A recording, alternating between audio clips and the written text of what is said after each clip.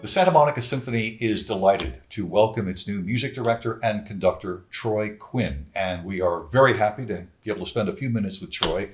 Thanks so much. Welcome. Thank you, Rich. Great to be here. And, because people really want to know who you are, how you got here, the first question is the one that everyone can answer in their own way. How did you come to music this way? What brought you to Beethoven and Brahms and the rest? Really, it was sort of a conduit through film and popular music, actually, Rich. I didn't grow up playing Debussy and Beethoven since I was 5 years old. I was into popular music of the day and old music, like Barbra Streisand, Frank Sinatra, the film music of John Williams, Ennio Morricone. And that was sort of a gateway into discovering the classics. I remember, listening. My parents are not musicians, but music aficionados. And I remember listening to all this music as I was a kid. And I didn't read music, I didn't study it till later in life, but that sort of informed me and sort of influenced me. And then through that symphonic music, I got into the classics. And then I heard Brahms and Beethoven and thought, these are the true masters, But it was actually popular music of the day and film music particularly that piqued my interest. A lot of folks fall in love with classical music, but not everybody decides to become a conductor. True. How did you make that leap? Yeah, that was just a fortuitous sort of jump. I'll tell you, I saw John Williams at the Hollywood Bowl when I was 13 years old. We used to come for vacation. I had family here in Los Angeles every year. We would come for the summer. And they had open rehearsals at that point. And I remember I didn't know anything about music at that point or orchestras, and he just started dun dun dun dun dun dun dun, and I said, that is the coolest job in the world. I have no idea what he's doing, but just the visceral sound of the orchestra, I was caught, and from that moment on, I had that in the back of my head that I wanted to do something as powerful as that in music. And your experience last season with the Santa Monica Symphony doing the Beethoven 7, what was that like? How did it go? Thrilling, actually. The Santa Monica Symphony is such a great orchestra, and unbeknownst to me, I wasn't even aware of them, embarrassingly enough. And I had this great opportunity to conduct them, and I was just impressed with not only their ability, but their community spirit and how everybody really sort of forms together and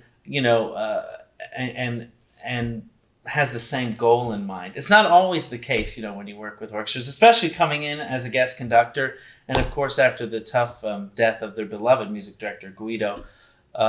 So that was also big shoes to fill, but everybody was very welcoming. And I felt an immediate connection and an immediate spark. And it's going to be hard always, stepping in, especially for someone who was as beloved as Guido Lamel was with the Santa Monica Symphony. So when you're approaching this first season with the orchestra, what are your thoughts? It must have been a little bit on the weighty side, thinking, okay, this is how I introduce myself. What am I going to do? Certainly. And I think, trying to take a pulse of things when you're new to an organization is probably the safest bet. But we also want to push the boundaries a little bit. So, this year the repertoire is a lot of meat and potato stuff. We're going to be performing Beethoven's Fifth Symphony, some of the most famous notes in music, along with a rock opera piece, Bohemian Rhapsody by Queen. So we have this sort of juxtaposition of old and new. We've got great guest artists coming in, Tom Hooten from the LA Philharmonics coming in to play the Haydn Trumpet Concerto. And so we're hearkening back to the old, remembering our roots, but putting in some new things, like an all John Williams concert in May, which will be fun. So I think it's the balance. Yeah. So tell me more about your ties to Santa Monica, because you mentioned your family used to spend some time here. Yes, exactly. I have an uncle here that moved here when he was in his college days, and my cousins are here. So we had family. This is my mom's side. We would come to Santa Monica every year for probably about 12 years. There's a picture of my father and I on the beach near the pier, like every year we would take it as I got older. So this was always sort of a second home, a vacation place. And I was always trying to get here for school. I eventually made it out here when I did my doctorate at USC, but it was always my goal to come out to LA and do music in some fashion. And it worked out that way. So that's looking backwards. What about forwards? Where do you see you and the orchestra being in, let's say, 10 years? I think the sky's the limit, Rich. I think the potential is so vast. This is a hungry group of great experienced players and and younger players as well. It's a great balance of folks. I think putting it on the map in terms of, like I said, I don't think everybody knows Santa Monica has a great symphony in their backyard. Certainly we've got a lot of competition with some other good groups in the area, but I think what lends itself, the community aspect, particularly of Santa Monica, it's a tight-knit community, people who have been there for decades, especially in our orchestra. We've got people who have been in the orchestra nearly 50 years, which is an incredible history.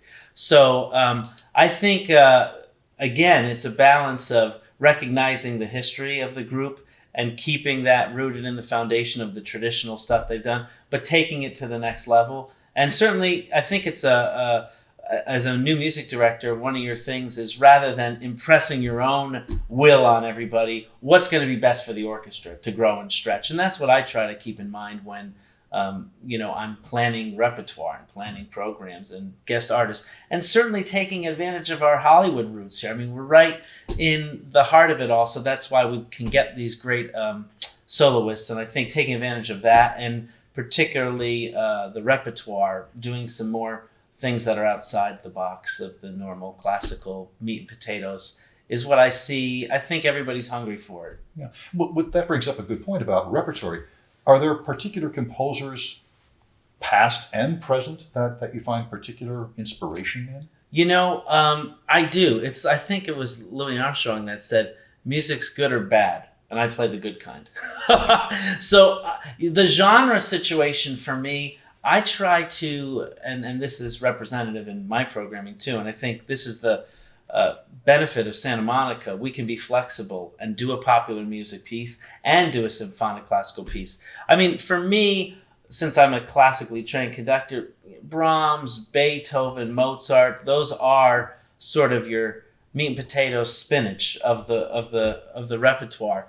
But to me, it's people like William Walton, who is not a well-performed composer all the time. He, wrote a couple symphonies, a viola concerto, but he's a guy interesting, mostly self-trained, came to music late, did a lot of film music, did 12 pieces, with Sir Laurence Olivier, Henry V, and all these great film music works, but also did a lot of classical stuff. He's somebody I relate to too, in the fact of this multi-genre sort of, blurring the lines, as it were. And he also has a background in jazz and sort of new music. So somebody like that is sort of a Renaissance person. And of course, we were talking earlier, Brahms, he was so nervous to put out his symphonies because of Beethoven, but I think in some ways he equaled them, So those folks, to me, always, we go back to that. We'll be playing Brahms 4 this year. On the opening night concert, and it's sort of the best sort of way to open things. It's a real just emotional piece and a mastery in orchestration. Yeah. So your history in LA, where do you come from, and how long have you been associated with Southern California? Right. Well, I come from New Haven, Connecticut. I'm a New England guy and hearken from that great state. But I've been in Los Angeles now 13 lucky years. Yeah, I came out here to do my doctorate at USC in conducting, and got into the film and studio world a bit, and never left. And then I travel conducting a few other orchestras across the country. But this is my home. This is where I've been for over the last decade, and it feels that way. And I'm so happy to have an orchestra in my backyard. So you're here. What are your favorite spots? Where do you like to hang? Yeah, that's a great question. Well, I mean, Santa Monica is the place that I hang most of the time, particularly on the bike path. I'm a big cyclist. So, but I'm a foodie, so I like food. Langer's, best pastrami, I think. I know Factors, there's that debate. But also, I'm a big Disney person, and I love Disneyland, and I love the music of Disney. And so I go there a lot, quite a bit, quite frequently. And then some of the local watering holes, like one of our favorite places to go is Tiki Tea, which is a tropical sort of bar restaurant place. So I'm into the tropical weather as well. What do you do for fun that doesn't have anything to do with Brahms? Wow. If there's time for that. Actually, when I was back east, I haven't done it here in a while, but I used to do, this will surprise you, but it's actually pretty beneficial for my conducting. I used to do some amateur fencing, believe it or not. Yeah. I was taking classes at the academy in Rhode Island where I did my undergrad. And so I haven't picked it up in a while, but it's actually very much like a dance class. And does help me on the podium, actually. So, but cycling, I'm a pretty big outdoor enthusiast. But I spend a lot of time on planes. Yeah. And in hotels with suitcases. But for me, music is life. When I don't watch much television, so, and I don't go to the movies a lot. When I'm just relaxing or running on the beach or biking, I listen to music and various sorts of whatever's on my desk, whatever I'm preparing at the moment. All right. Well, bicycling is fairly conventional. What kind of skill or interest do you have that's, what's the word I'm looking for? Unexpected, strange, weird. I was supposed to go to school for meteorology, actually. And I was going to be a communications major at Providence College. And that's the irony, because I'm in the business of communication, without saying a word. And of course, to teach conducting, you have to be an educator and I think a communicator, because at the end of the day, I rely on the orchestra to make the sound. So it's related, but could you see it? We've got a cold front coming in. It's going to be a high of 45. Exactly. That was my early career path, but back to music. Yeah. Speaking of which, you do not only conduct, but you also sing. I do. Yeah, actually, that was sort of my first love. Very unusual. But I have a degree from Manhattan School of Music in voice, and I work a lot in the studio still as my parallel career, singing and doing backup work. So, tell me more. Yeah, well, it's a very interesting thing. Coming to USC and singing in the choir. I'm also a pianist, but I say I'm a hack pianist because my first instrument, Rich, was voice. I was singing as a choir boy in New Haven. And, I didn't play an instrument growing up. So once I got into conducting, I thought I really have to, get a handle on the instruments. And I would just go to some of these great artists like Glenn Dicterow when he was in New York and now he's in USC, go to his lessons and talk about bowings and go to the rehearsals of Leonard Slatkin in New York. And I learned, firsthand with some of these folks, which was exciting. But then when I got to USC, all this sort of studio and film and television work opened up. And so, everything from backing up Barry Manilow to Jennifer Hudson, which is totally out of the realm of most conductors. But USC opened the gateway for that. And so I've had a lot of great experience, not just in the classical realm, but in the popular realm too. So everyone's had experiences that when you tell them at a dinner party, it gets really quiet and people really pay attention. Right. Have you had one of those experiences in your life where you tell the story, this really happened to me? I have, and it actually has very little to do with music, actually. It was an interesting story. So as I told you, I'm from New Haven, Connecticut. And they were filming the 4th Indiana Jones film there with Harrison Ford, as you recall. And John Williams did the music, of course. But this has nothing to do with music. So this is before I got to LA, I think 2007 or 2008. They filmed in New Haven. My brother and I just put in to be extras. We thought it would be fun. I'm a massive Harrison Ford fan as an actor, and we love the music. He didn't get picked. I got picked to be an extra. Okay, I thought I'd go in for the day and it would all be fine. Well, next thing you know, I'm in a trailer, with Steven Spielberg saying, do you know what a stand-in is? And we'd like you to be the stand-in for Shia LaBeouf. And I didn't know anything about Hollywood at this point, so I just nodded my head and said, oh, sure, I can do whatever that is. And there's a picture of me and a picture of him up there, and I thought, what do they want me to do? And basically, as you well know, Rich, you basically stand around a lot and set up the shots and the lighting before the actors come in and the professionals. But this one scene that they were doing in the library of Yale where they had to ride on a motorcycle, Shia and Harrison, for whatever reason, he wasn't ready. So they brought me in to ride on the motorcycle. Now, it's on a track, but I had to sign a agreement that said I could ride a motorcycle. And the thing is, I can't ride a motorcycle. But I did it anyway. It was on the track, and Harrison Ford comes in to do this scene. Now, we've just done this. The stunt double just done his work. We've now crashed, and I have to look at Harrison and get on the bike and run on the track and ride it on the track.